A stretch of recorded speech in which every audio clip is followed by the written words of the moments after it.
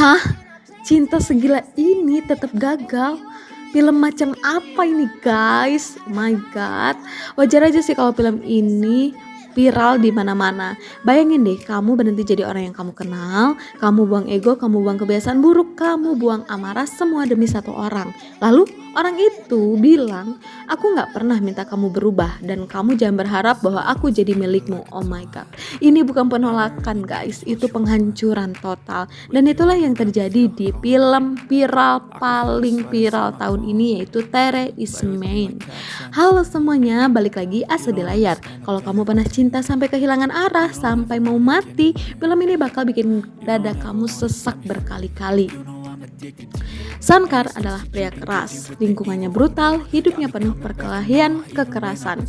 Ia dijuluki tikus god. Dia bukan jahat sebenarnya, dia cuma gak pernah diajari cara mencintai dengan sehat. Dan muncullah Mukti. Untuk pertama kalinya Sankar ingin jadi lebih baik. Sankar gak pacaran biasa, dia total. Dia mulai menahan emosi, menahan pukulan, menahan amarah yang selama ini jadi napasnya. Itu semua demi Mukti. Dia mengorbankan bagian paling liar dari dirinya. Kenapa? Karena Mukti jadi satu-satunya alasan dia ingin berubah. Tapi masalahnya, Mukti tidak pernah menjadikan Sankar sebagai alasan hidupnya.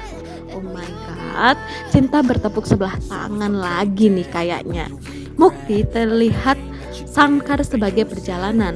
Sankar melihat Mukti sebagai tujuan akhir. Dan ketika satu orang menjadikan yang lain sebagai dunia, itu berat banget. Sankar mulai bergantung. Setiap moodnya tergantung respon Mukti. Setiap kebahagiaannya tergantung satu pesan Mukti. Mukti mulai merasa sesak dengan semua aturan dari Sankar. Pertengkaran besar, Sankar berteriak, "Aku udah berubah demi kamu." Mukti menjawab dengan tenang tapi menusuk, "Aku gak pernah minta kamu kehilangan dirimu, Sankar."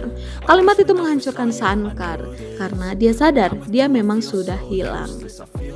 Tidak ada pengkhianatan, tidak ada drama orang ketiga, hanya satu keputusan. Hubungan ini tidak sehat. Orang tua Mukti tidak setuju.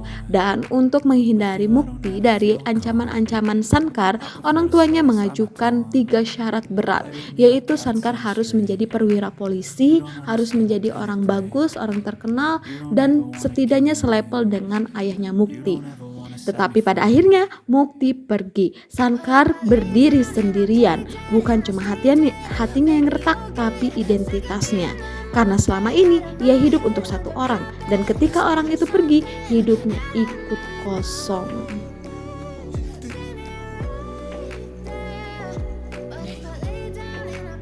Yang paling mengenaskan lagi adalah bahwa Sankar tidak menerima perpisahan itu. Sankar marah besar, keluar lagi tanduk amarahnya yang dahulu sempat ia pendam dalam-dalam demi Mukti.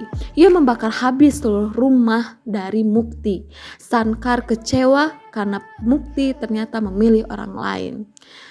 Karena kejadian itu, Sankar akhirnya dipenjara di Mumbai. Ayah Sankar yang hanya satu-satunya orang tua Sankar datang ke rumah Mukti untuk meminta maaf. Jadi yang paling bikin Mimin nyesek itu guys, ayahnya Sankar ini nyampe sujud ke semua orang yang ada di rumah Mukti untuk meminta maaf atas perlakuan Sankar. Gila sih emang ini film. Yang namanya seorang ayah, orang tua rela melakukan apa aja demi anaknya, bener nggak? Dan di sini tuh bener-bener menjatuhkan harga dirinya banget gitu.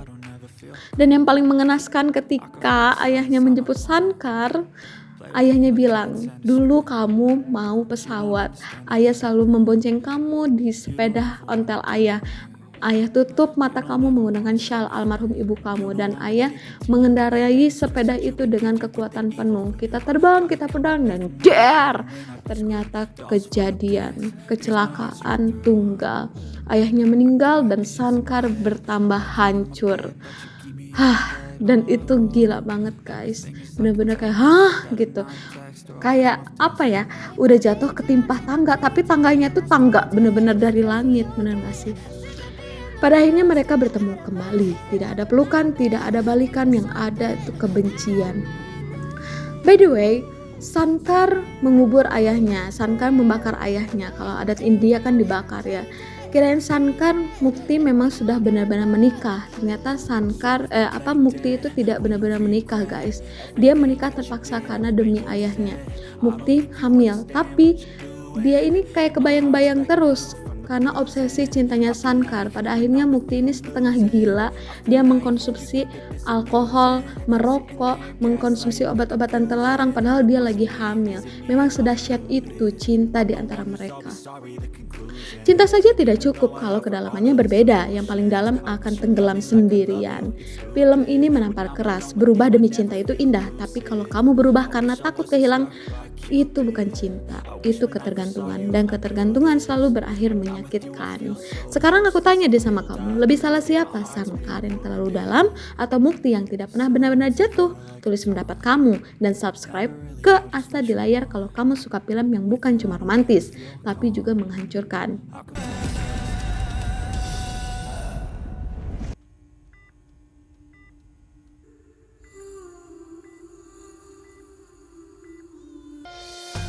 Wanna set me free.